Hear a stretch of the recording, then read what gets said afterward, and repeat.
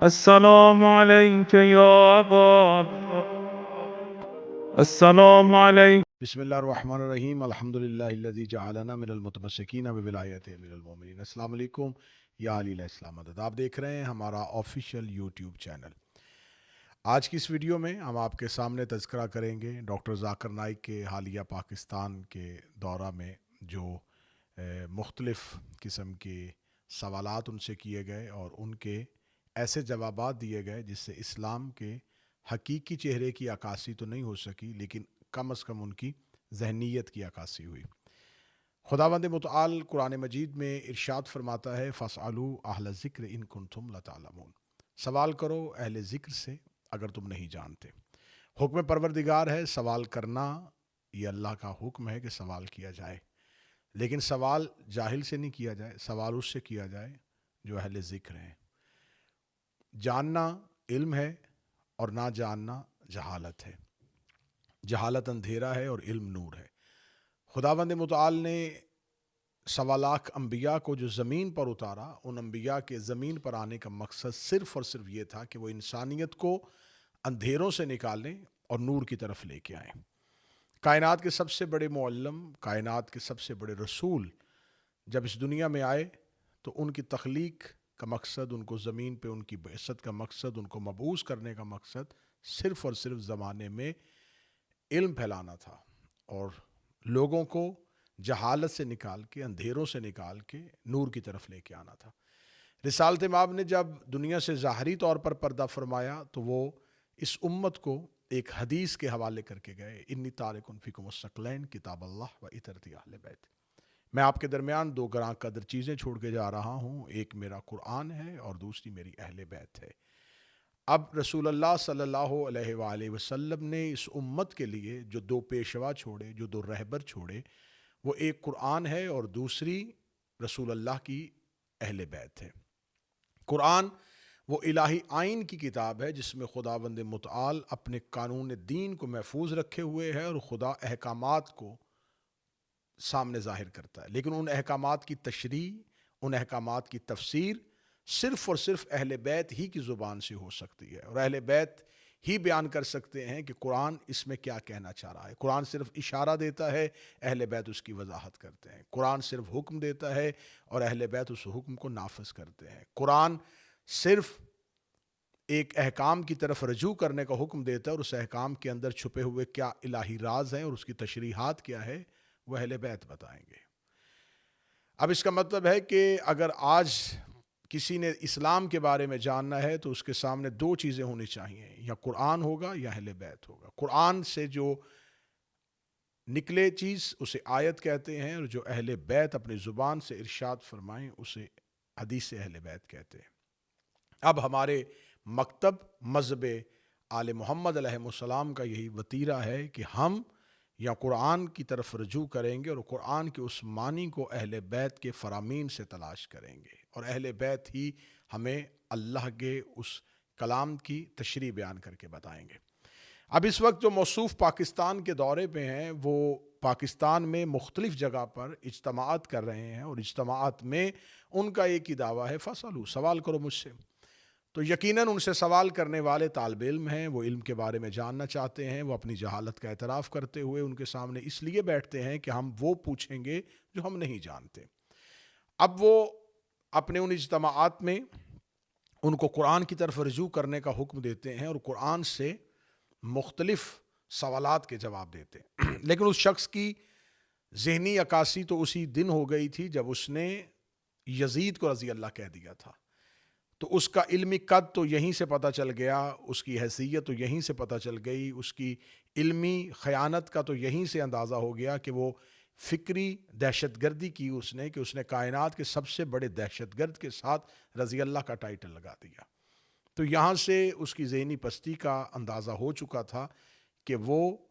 موصوف جو ہیں وہ اہل بیت علیہ السلام کے بغض میں، اہل بیت کی دشمنی میں کس حد تک پستی میں گرے ہوئے ہیں۔ لیکن وطن عزیز پاکستان میں سرکاری مہمان کے طور پر انہیں اس اعزاز سے نوازا گیا، انہوں نے مختلف اجتماعات میں گئے، انہوں نے اپنی تقاریر کی، ان میں تقاریر میں مختلف قسم کے ان سے سوالات کیے گئے، جیسا کہ ایک خاتون نے بھرے مجمع میں ان سے سوال کیا اور اس خاتون نے اتنے مردوں کے ہجوم میں پاکستان کے اسلامی معاشرے کے اندر ایک ایسی برائی کا عورت ہو کے تذکرہ کیا جس کا تذکرہ یقیناً ایک اتنے بڑے اجتماع میں کسی مرد کے لیے کرنا بھی مشکل تھا، لیکن اس عورت نے امر بالمعروف اور نہی عن المنکر کے اس اصول کو سامنے رکھتے ہوئے اسلام کی فلاحی ریاست کے اندر اپنے علاقے میں موجود اس نے تعارف کروایا کہ میرا تعلق جو ہے وہ ایک ایسے قبیلے سے ہے، میرے اس قبیلے میں، میرے اس علاقہ میں یقیناً ظاہری طور پر تو مسلمان موجود ہیں جو اسلام کو اپنے اوپر ظاہری طور پہ نافذ کرنے کا دعویٰ تو کرتے ہیں اور عورتوں کو پردے میں رکھا جاتا ہے، لیکن وہاں پر ایک ایسی برائی جو بچوں سے جنسی زیادتی کی طرف ہے، جسے پیڈوفائل کہتے ہیں، اس کے مختلف قسم کے کیسز ہیں، اس کے مختلف قسم کے واقعات ہیں۔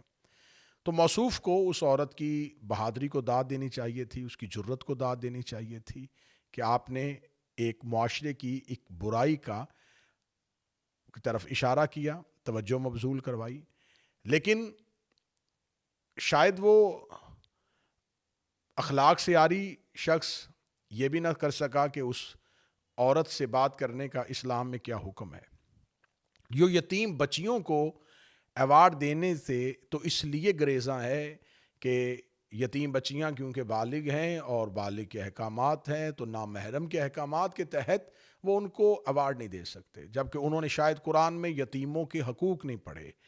جہاں خدا نے نامحرم کے لیے احکامات رکھے ہیں تو وہاں خدا نے تو اسلام میں قرآن میں لونڈیوں اور کنیزوں کے لیے بھی احکامات رکھے ہوئے ہیں، خدا نے تو ان کے تحفظات کا بھی خیال رکھا ہوا ہے۔ یتیموں کے لیے تو اللہ بار بار حکم دے رہا ہے کہ یتیموں کے ساتھ حسن سلوک سے پیش آؤ، بار بار قرآن اس کی طرف اشارہ کر رہا ہے۔ مسند احمد میں رسول اللہ کی وہ حدیث آج بھی موجود ہے کہ رسول اللہ نے فرمایا جو کسی یتیم کو پالے وہ میرے ساتھ بہشت میں ایسے ہوگا جیسے میرے ہاتھ کی 2 انگلیاں۔ پھر ایک جگہ پر حدیث ایسے نقل ہوئی اہل سنت کے یہاں کہ رسول اللہ نے فرمایا جو کسی یتیم کے سر پہ ہاتھ پھیرے تو اس ہاتھ کے نیچے جتنے بال ہوں گے اتنے ہی اس کے گناہ معاف کر دیے جائیں گے۔ یہ تمام احادیث جو برادران اہل سنت کی کتابوں میں لکھی ہیں وہ یتیموں کے حق کے بارے میں ہیں۔ تو ایک طرف تو وہ صاحب جو ہیں وہ یتیموں کو دعا اور ایوارڈ دینے سے بھی اجتناب کرتے ہیں، جبکہ دوسری طرف ان کا چہرہ یہ ہے، ان کی دوہری پالیسی یہ ہے کہ وہ ایک خاتون اینکر کے سامنے اپنے ننگے ٹخنوں کے ساتھ مسکراتے ہوئے چہرے کے ساتھ جواب بھی دے رہے ہیں کیونکہ اس میں ان کو فیم مل رہا ہے۔ شاید وہ یتیم بچیاں ان کے لیے وہ سب کچھ نہ کر سکتی جو ان کی بات پہنچانے کے لیے ایک خاتون اینکر کر رہی ہے، لیکن اب جب ایک بھرے مجمع میں خاتون اٹھتی ہے اور وہ اٹھ کے سوال کرتی ہے تو اس کی جرت کو، اس کی بہادری کو داد دینے کی بجائے وہ سریعام اس عورت کی تذلیل کرنی شروع کر دیتے ہیں، اور بار بار وہ عورت اعتراف کرتی ہے کہ شاید مجھے اپنا سوال پہنچانے میں غلطی ہوئی ہے، میرا سوال کرنے کا مقصد یہ ہے، اور وہ اس سے معافی کا مطالبہ کر رہے ہیں، جبکہ وہ یہ نہیں جانتے کہ پاکستان میں بچوں کے ساتھ جنسی زیادتی کے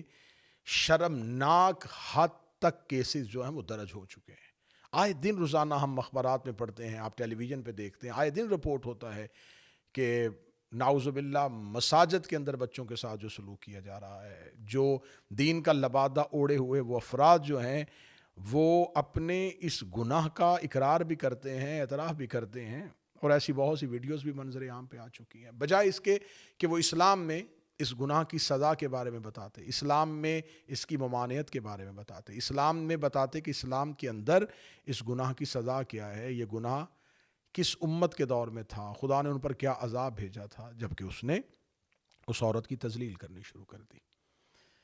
تو موصوف جو ہیں انہوں نے ایک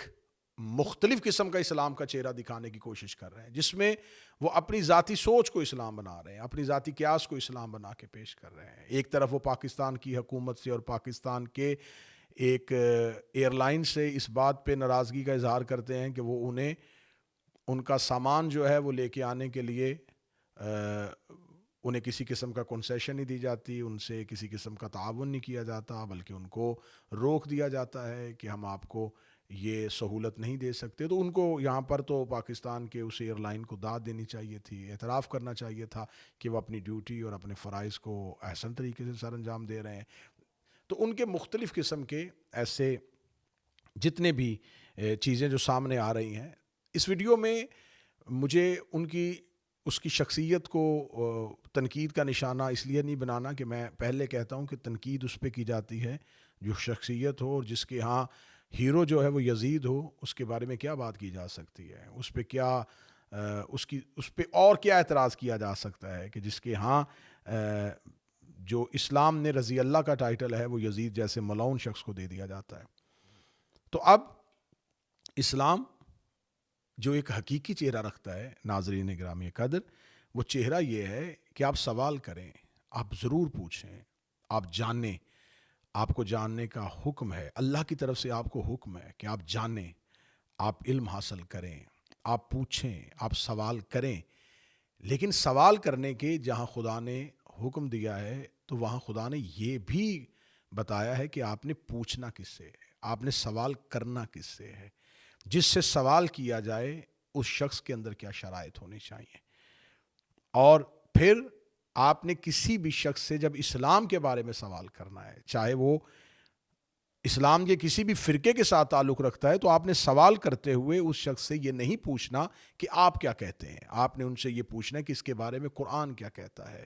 اور اگر وہ قرآن کی تشریح اپنی مرضی سے کرے تو آپ اس سے پوچھ سکتے ہیں کہ اس میں اہل بیت کا کوئی فرمان کی وضاحت دے کہ اہل بیت نے اس کے بارے میں کیا کہا ہے، کیونکہ قرآن سے آج تک جتنے بھی احکامات لیے جا رہے ہیں، ہر ایک مکتب، ہر ایک مسلک، فرقہ یہ کہہ رہا ہے کہ میں قرآن سے وہی حکم لے رہا ہوں جو اللہ مجھے کہہ رہا ہے، لیکن قرآن ایک حکم میں مختلف قسم کے معنی نہیں رکھتا۔ قرآن نے کہا ہے کہ نماز پڑھو، لیکن ہاتھ باندھنے والا بھی کہتا ہے کہ میں نے قرآن سے لیا ہے، ہاتھ کھولنے والا بھی کہہ رہا ہے کہ قرآن سے لیا ہے، سینے پہ ہاتھ رکھنے والا بھی کہہ رہا ہے کہ قرآن سے لیا ہے۔ تو یہ قرآن کی جو تشریحات ہیں، ان تشریحات کی طرف جانا ہے کہ قرآن کے اس حکم کی تشریح ہم نے کس سے لی ہے، کیا اسی سے لی ہے جس کی طرف رسول اللہ نے ہمیں حکم دیا تھا۔ تو بس